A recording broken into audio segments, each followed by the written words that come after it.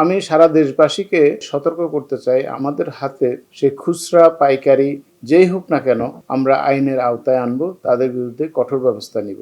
কারণ বাজারে আমরা 6 জন ব্যবসায়ীকে দেখেছি যে মেয়াদ উত্তীর্ণ তেল নিয়ে তারা সেটা হোর্ডিং করেছে। একই সাথে প্রচুর তেল, সয়াবিন তেল মানে সহজলভ্য এবং থাকা সত্ত্বেও সরবরাহ, তারা এটা লুকিয়ে রেখে সামনে সরবরাহের ঘাটতির একটা তথ্য সবাইকে দিচ্ছেন এবং এটা পপুলার করার চেষ্টা করছেন এবং তাতে করে একটা বিভ্রান্তি তৈরি করছেন। শুধু না, ভোক্তাদের ক্ষতির সরাসরি তারা কারণ হয়েছে। আরও ব্যবসায়ীর মধ্যে দেখা যাচ্ছে, মোট 6 জন ব্যবসায়ীর মধ্যে, যে সামনে সবাই আপনার ভোজ্য তেলের সরবরাহ ঘাটতি দেখাচ্ছেন, কিন্তু পেছনে কারো ত্রিপলিন দিয়ে ঢাকা কার্টুনসে কার্টুন পাওয়া যাচ্ছে 5 লিটারের তেল, কেউ অতি উচ্চ মূল্য দাবি করছেন।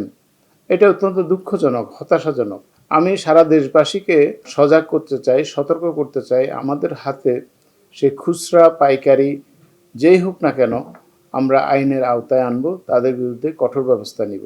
আমরা চাই কোনো ব্যবসায়ী, তিনি খুচরা হোক, উনি পাইকারি হোক, উনি এজেন্ট বা ডিলার হন, কেউ যাতে আইন ভঙ্গ করে এবং ভোক্তাদের ক্ষতি করে মুনাফার লোভে এই কাজগুলা করবেন না, করলে আইনের আওতায় আনবেন।